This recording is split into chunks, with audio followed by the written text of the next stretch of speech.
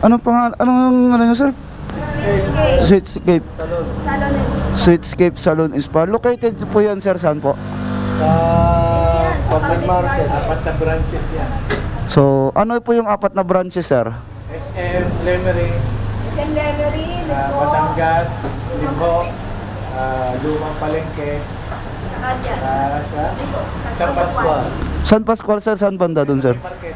Sa market. First floor, ground floor, third floor. Ground floor. Ano po yung mga serbisyo dun, sir? For example, sa buhok, Sa lalaki. sa lalaki.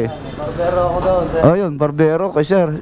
Pangalan mo, sir? Adrian, sir. Yun, pag pumunta kayo doon, magkano ang gupit, sir? Lalo na sa mga estudyante. Yan, 150 lang naman, parang. Oh, pwede ka 75 kalahati lang.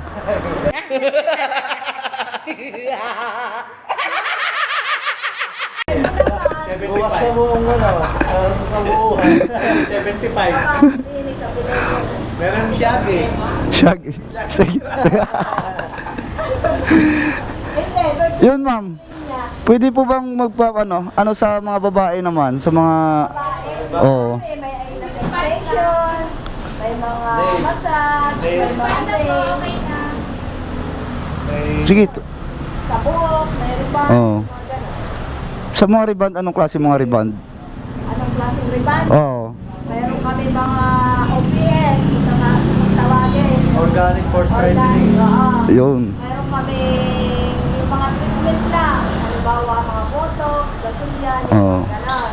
May Diba? mga color, ano din, color treatment. Marami.